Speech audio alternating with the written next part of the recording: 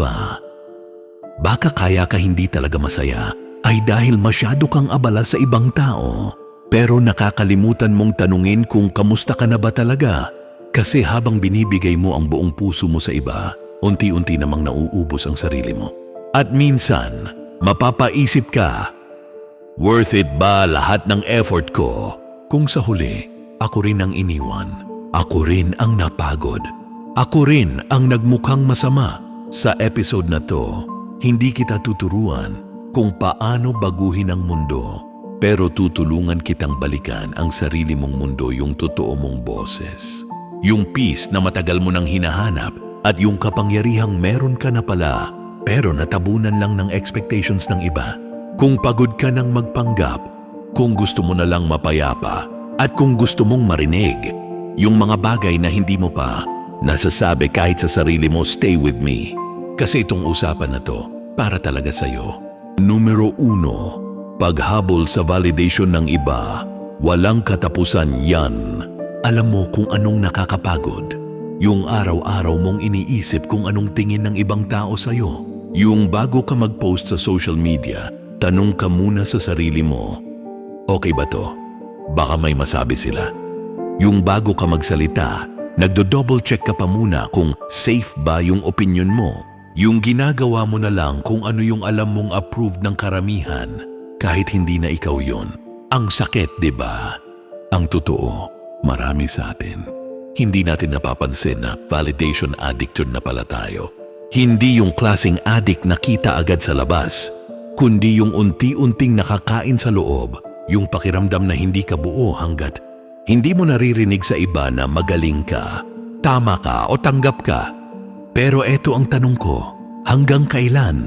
Kasi habang hinahabol mo ang validation ng iba, nawawala ka sa sarili mo. Parang araw-araw kang humihiram ng salamin sa ibang tao para makita ang sarili mo. Pero hindi mo nakilala kung sino talaga yung nasa reflection.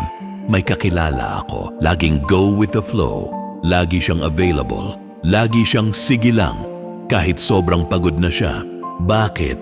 Kasi natatakot siyang hindi siya mahalin kapag nagsabi siya ng ayoko. Pero dumating yung punto na bigla siyang sumabog. Nagtanong siya, bakit parang hindi ko na alam kung sino ako?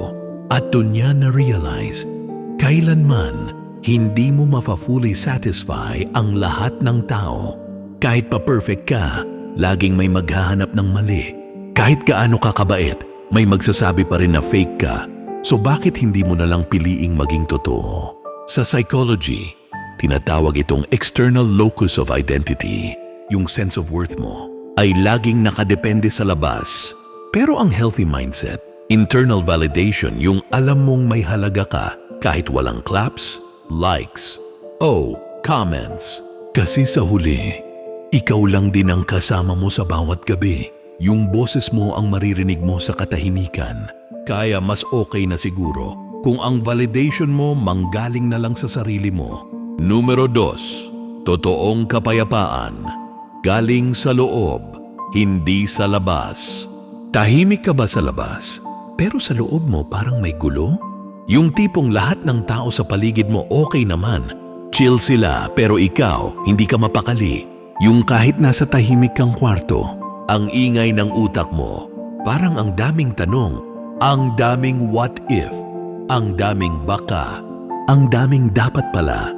Alam mo kung bakit? Kasi ang kapayapaan, hindi mo yan mahahanap sa paligid mo. Hindi yan nakadepende sa kung gaano ka kaayos sa paningin ng iba, kung gaano ka ka-successful sa labas, o kung ilan ang nakasmile sa'yo sa social media. Ang totoong kapayapaan, galing yan sa loob. At ang nakakalimutan ng karamihan, ikaw ang may hawak niyan. May isang stoic principle na sobrang simple, pero life-changing. Control what you can, let go of what you can't. Simple, di ba? Pero ang hirap gawin. Kasi karamihan sa stress natin, hindi naman galing sa totoong problema, kundi galing sa pagpilit nating kontrolin ang mga bagay na hindi natin hawak. Bakit niya ako sinaktan? Paano kung di nila maintindihan ang desisyon ko? Anong sasabihin ng mga tao kung, pero habang kinukulit mo yan, Nauubos ka, hindi mo hawak ang sasabihin nila, hindi mo hawak ang iisipin nila. Ang kaya mo lang talagang i-handle ay ikaw. Alam mo bang may scientific study na nagpapatunay na ang mga taong marunong mag-practice ng stillness kahit 5 to 10 minutes lang a day ay mas emotionally resilient. According to a Harvard research on mindfulness, yung utak ng mga taong regularly nagme-meditate or nagja-journal mas kalmado during chaos. Parang may built-in mental buffer sila. Hindi dahil walang gulo, kundi dahil may peace within. At ang magandang balita, hindi mo kailangang pumunta sa bundok para makuha yan. Pwede kang magsimula ngayon. Try this. Bago ka matulog mamaya, huwag ka munang mag-phone. Isara mo lang ang ilaw, pumikit, at tanungin mo lang ang sarili mo. Kamusta ako? Magugulat ka. Kasi baka matagal mo na palang hindi kinakausap ang sarili mo. Baka matagal mo nang hindi naririnig kung ano talaga ang gusto mo. Minsan kasi, ang ingay ng mundo kaya hindi natin marinig ang boses natin. Pero once pinatahimik mo ang labas, may lalabas na clarity sa loob. Eto pa, kapag natutunan mong maging okay kahit mag-isa, kapag hindi mo na kailangan ng approval ng iba para matahimik, kapag hindi mo na pinipilit ipaliwanag ang bawat galaw mo sa buong mundo, doon mo mararamdaman freedom. Hindi mo kontrolado ang mundo, pero kontrolado mo kung paano ka magre-react sa mundo. Piliin mo ang kapayapaan. Piliin mong huwag patulan ng bawat gulo. Piliin mong huwag pumasok sa bawat argumento. Piliin mong huwag maubos sa mga taong wala namang intensyong unawain ka. Kapag kaya mong panatilihin ang katahimikan sa loob mo, kahit ang gulo ng paligid, yan ang tunay na lakas. So, next time na maramdaman mong parang sabog na sabog ang mundo, balik ka lang sa sarili mo. Tanungin mo lang, ano bang kaya kong hawakan ngayon? At pag nasagot mo na yan, doon ka magsimula.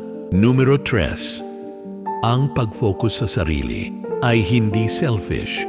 Ito ay self-respect. Ang selfish mo naman, familiar ba? Madalas nating marinig yan kapag nagsisimula na tayong pumili ng sarili natin. Kapag hindi na tayo laging available, hindi na palaging yes, hindi na palaging nakangiti kahit pagod na. Pero eto ang tanong ko, bakit kapag inuuna mo ang sarili mo, agad kang tinatawag na makasarili? Kaya sa episode na to, linawin natin, may malaking difference ang pagiging selfish sa pagkakaroon ng self-respect. Ang selfish inuuna ang sarili kahit may tinatapakan. Pero ang self-respect inuuna ang sarili nang may hangganan, nang may malasakit, nang may dignity. Maraming tao kasi, hindi nila kayang makita kang hindi mo sila inuuna kasi nasanay silang ikaw ang laging nagbibigay. Nasanay silang ikaw ang palaging sumasalo. Ikaw ang taga-unawa, taga-kompromiso, taga-lutas ng lahat. Pero ang hindi nila alam, habang binibigay mo lahat, wala nang natitira para sa sarili mo. At pag ikaw na ang huminto, ikaw pa ang masama.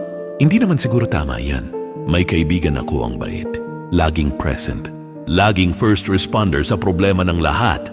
Pero pag siya na yung may pinagdadaanan, tahimik ang lahat. One day, nag-decide siyang magsimula ng boundaries. Hindi agad nagre-reply. Hindi palaging nagpapaubaya. Hindi na nagpapakamartir. Guess what happened? May mga umalma. May mga nagsabi, iba ka na. May nagsabing, nagbago ka. Pero ang totoo, bumalik lang siya sa sarili niya.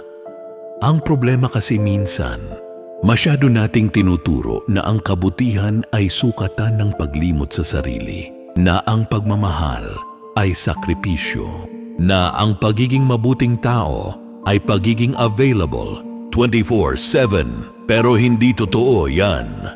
Hindi mo kailangang masaktan para lang masabing mabuti kang tao. Psychologically, yung mga taong hindi marunong maglagay ng boundaries ay mas prone sa burnout, anxiety, and low self-worth. Kasi kahit pagod ka na, kahit hindi ka na okay, pilit ka pa rin nagbibigay. Alam mo yung quote ni Brené Brown? Daring to set boundaries is about having the courage to love ourselves, even when we risk disappointing others. Powerful, di ba? Ang paglalagay ng hangganan ay hindi para sabihing, wala akong pake, kundi para sabihing, mahal ko ang sarili ko.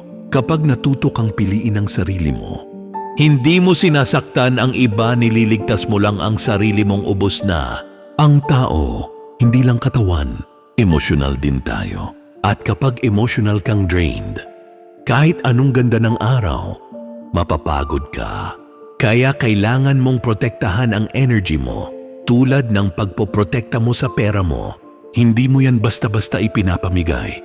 Kung feeling mo na ikaw na lang ang laging nagbibigay, kung feeling mo na ang kabaitan mo ay nagagamit na bilang utang na loob ng iba sa'yo, kung feeling mo na hindi mo na makilala kung sino ka pag mag-isa ka, time to pause. Time to ask yourself, ginagawa ko ba ito dahil gusto ko o dahil ayokong isipin nilang masama akong tao? You're allowed to say no. You're allowed to not show up. You're allowed to disappoint people, lalo na kung ikabubuti mo yan. Self-focus is not selfish. It's survival. It's healing. It's honesty. It's coming home to yourself. So the next time may magsabing, nagbago ka na, smile ka lang. Sabihin mo sa sarili mo, oo, nagbago na ako. Kasi pinili ko na ang sarili ko. At ngayon pa lang ako natutong huminga. Numero 4. Hindi mo kailangan i-explain ang pagbabago mo sa lahat ng tao. Alam mo kung anong isa sa mga pinakamatinding kalaban ng growth? Yung guilt na parang kailangan mong ipaliwanag sa lahat kung bakit ka nagbago. Bakit ka tumahimik? Bakit ka biglang nagbawas ng kaibigan? Bakit hindi ka na active kagaya ng dati? Bakit parang iba ka na? At parang lagi kang nasa hot seat? Parang ikaw pa ang may utang na paliwanag. Pero eto ang totoo. Hindi mo kailangan ipaliwanag ang healing mo sa mga taong hindi rin naman sumalo ng sakit mo. Ang pagbabago, personal journey yan.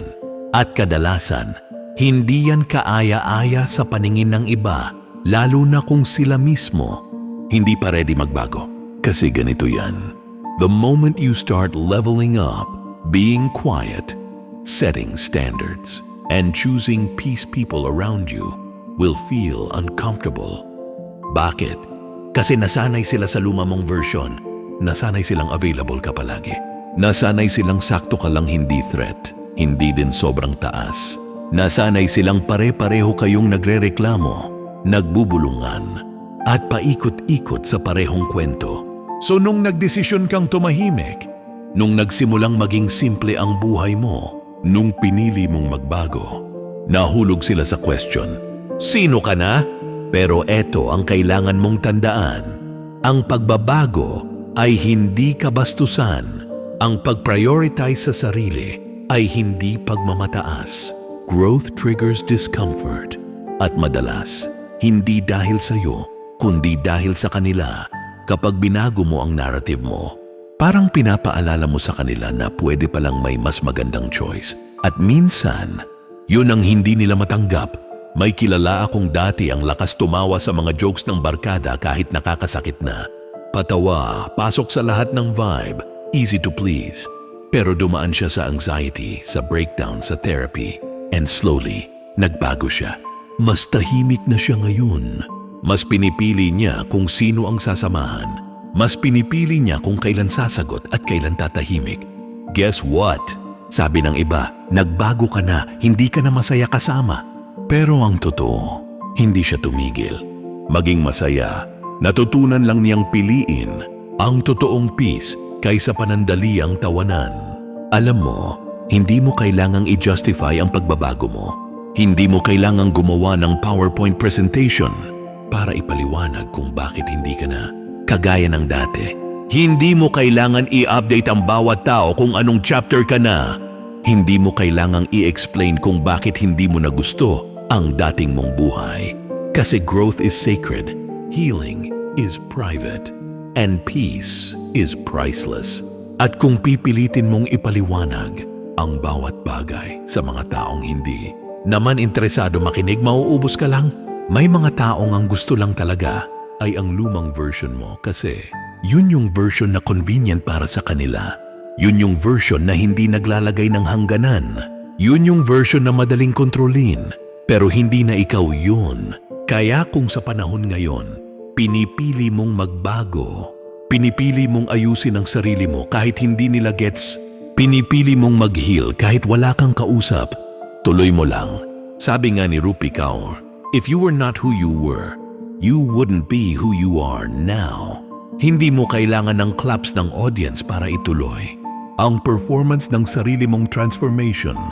Hindi mo kailangan ng validation sa journey mo. Hindi mo kailangan ng like para sa sarili mong kapayapaan. So the next time may magtanong, bakit hindi ka na katulad ng dati? Sabihin mo lang, kasi ayoko na rin saktan ng sarili ko sa paraang tinatawanan ng lahat. Numero 5, paglayo sa tao na hindi nila alam paano irespeto ka ay pagpapalaya sa sarili mo. Minsan iniisip natin, siguro kung mas mahaba pa ang pasensya ko, maiintindihan niya ako. Siguro kung palalampasin ko ulit, magbabago rin siya. Siguro kung mas maging mabait pa ako, makikita rin niya ang effort ko. Pero teka, hanggang kailan mo balak habaan ang lubid mo para sa taong hindi marunong humawak nito? Kapag paulit-ulit ka nang nasasaktan, hindi na yan misunderstanding, yan ay kawalan ng respeto. Kaya ang tanong, ilang beses mo pa ba kakainin ang sarili mong prinsipyo para lang manatili sa isang relasyon na ikaw lang ang nagpapasensya? Let's be real. Maraming tao ang gusto lang ay ang presensya mo, hindi dahil pinapahalagahan ka nila, kundi dahil convenient ka. Kasi ikaw yung understanding. Ikaw yung hindi sumasagot. Ikaw yung laging sige lang. Ikaw yung marunong umintindi. Kahit hindi nila pinapakita na gusto nilang maintindihan ka rin. Pero ang respeto, hindi yan hinihingi. At lalong hindi yan ipinipilit. Ang respeto ay kusang ibinibigay ng taong may genuine care sa'yo. Now listen, kapag ang presence mo ay palaging sinusuklian ng guilt trips, sarcasm, pangmamaliit o silent treatment. Kapag pakiramdam mo ay laging may kasalanan ka kahit ikaw na nga ang nag-adjust. Kapag kailangan mong i-edit ang sarili mo para lang matanggap, hindi mo na sila kasama, kinakadena ka na nila emotionally. Sa psychology, this is called emotional manipulation or sometimes gaslighting. They make you feel like you're the problem. They twist the narrative so well na kahit ikaw na ang naargabyado, ikaw pa ang magsusori. May isang story ako, real talk. Isang babae, ang bait, parang ideal partner. Laging nandyan. Kahit minsan binabastos na siya emotionally, hindi niya maiwan. Sabi niya, kasi baka wala ng ibang taong tatanggap sa akin. Pero tanong ko, ano bang klase ng pagtanggap ang worth it kung kapalit ay ang unti-unting pagkawala mo sa sarili mo?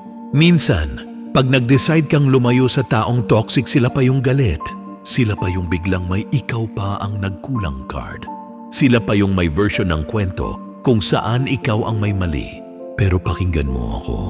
You don't owe anyone your energy, your loyalty, or your presence, especially kapag hindi nila kayang irespeto ang boundaries mo. Walking away is not weakness. It's wisdom. It's maturity. It's choosing to stop bleeding for someone who doesn't even notice that you're hurting. At yes, minsan mahirap. Minsan mahal mo pa rin sila.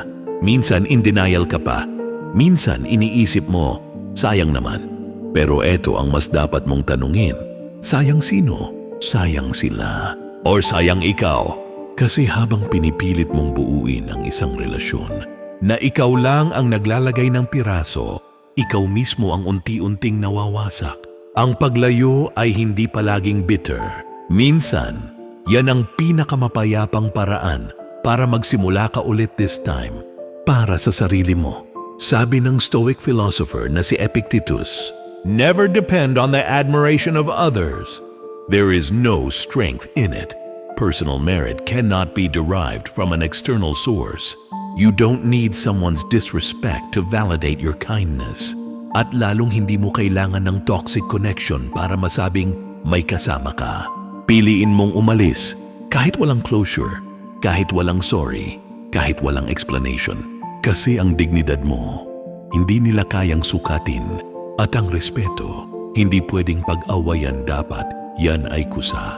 So kung ngayon, may taong naiisip mong paulit-ulit kang sinasaktan, binabali ang boundaries mo, o pinaparamdam sa'yo na hindi sapat ka, hindi mo kailangang hintayin pang mapagod ka ng tuluyan. Walk away. Not out of hate, but out of love for yourself. Hindi mo kailangang magpaliwanag. Hindi mo kailangang ipilit. At lalong hindi mo kailangang isakripisyo ang sarili mo para lang masabing mabuting tao ka. Kapag natutunan mong mag-focus sa sarili mo, hindi lang para sa success, kundi para sa kapayapaan mo, dun mo mararamdaman ang totoong kalayaan. Kaya kung ramdam mong para sa iyo ang mensaheng ito, huwag mong hayaang lumipas lang. Follow this channel. Share this with someone na kailangan din ng paalalang to. Dahil sa mundong paulit-ulit tayong tinuturuan na unahin ang lahat, ito na siguro ang reminder mo na minsan, ang pinakakailangang unahin ay ikaw mismo.